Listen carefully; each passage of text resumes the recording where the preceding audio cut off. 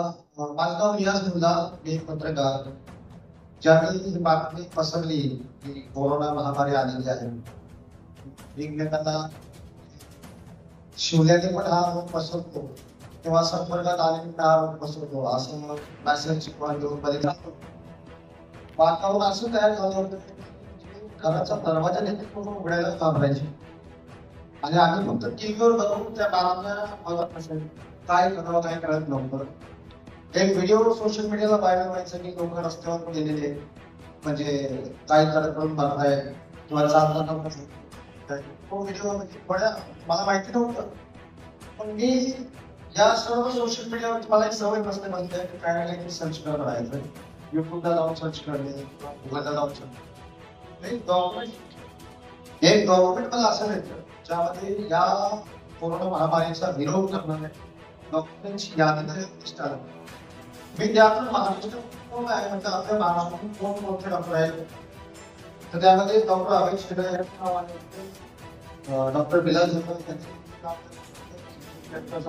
नाव होतं, मग साखरची डॉक्टर आहे लेडीज, त्यांचं मला नाव आठवत नाही, त्यांचं नाव होतं. मी यांच्याशी संपर्क कसा होईल, माझ्या त्यांचा नंबर काही नव्हता, एक मिनिट जायला नव्हतो, पण त्या याच्यामध्ये संपर्क कसा होईल. सोशल मीडियावर गेलो किंवा लिंक्डइनवर गेलो, फेसबुकला गेलो, मला जर्नलिस्टांचा फेसबुक अकाउंट भेटलं.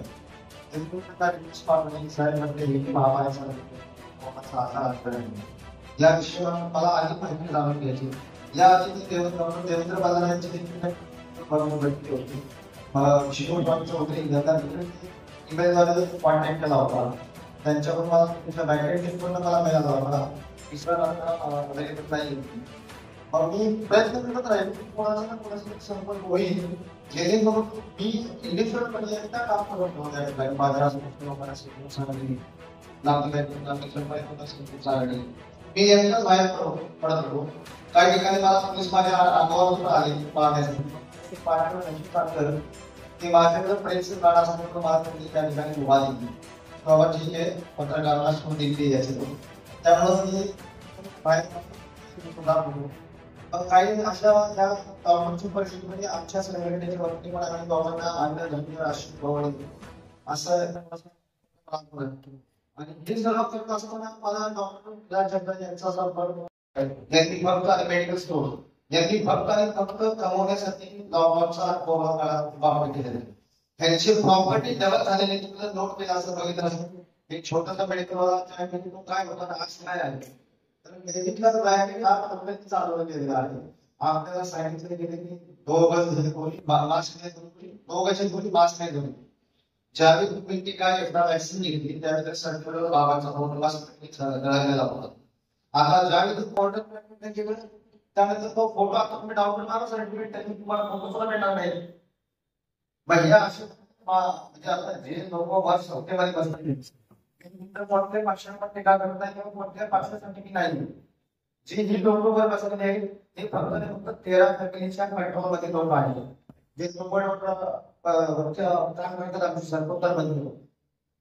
त्यांनी तर इतका कहर केलाय म्हणजे दोघांचं नाव दमसुला केलं का माणुसकीची लढाई लढण्यासाठी, माणुसकी वाचवण्यासाठी, माणसं वाचवण्यासाठी. काही लोकांनी नावं पण ठेवली, काही लोकांनी शिव्या पण दिलेली. याने झालेले लोक सरकार मीडिया वॅक्सिन द्यायला असं नसतं मग काय काय सांगायला लागले.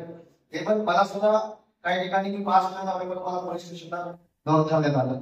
मी म्हटलं मला ते म्हणायचं की आपल्याला काय नॉलेज नव्हतं, आपण चालत गेलो ह्याची काय व्हिडिओ माहिती पडलं. तर मला काही ठिकाणी पोलीस स्टेशनला जाऊन ठेवलं. त्याने मास्क लावलेला याच्यावर गुन्हा दाखल झाला. म्हटलं कोणत्या कलर काय लावायचं ते लावू शकतात साहेब, मला काय. मी त्यानंतर सोशल मीडियाला माझा बॅनर व्हायरल केला होता. मी सोशल मीडियाला बॅनर व्हायरल केला म्हणजे मी मला मास्क लावलं त्या कलमांतर्गत त्या व्यक्तीवर पुढे दाखवू शकतो. त्यामुळे मास्क नाही लावू नका. आपल्याला शुद्ध हवा घ्यायची असेल मास्क वापरू नका. आणि तसं रायडर साहेबांनी सांगितलं की लस मुक्त जीवन लहानपणापासून काय लोक असतात तर त्यांनी कोणतेही लस घेतली नव्हती. आता हा तसं प्रमाण निघालेला आहे. तुमचा बाळ 3 महिन्याचा झाला जीवन जगायला शिका. मी सुद्धा मला सुद्धा माहित नव्हतं, पण आता मी सुद्धा होमिओपॅथिक आणि आयुर्वेदिक हळूहळू डायव्हर्ट होतोय. कारण मी पण आयुर्वेदिकसाठी खूप काही वगैरे घेतले, गोळ्या घेतलेले, पण त्याचा आज परिणाम माझा होतो मला कळतंय. धन्यवाद मला बोलायची संधी.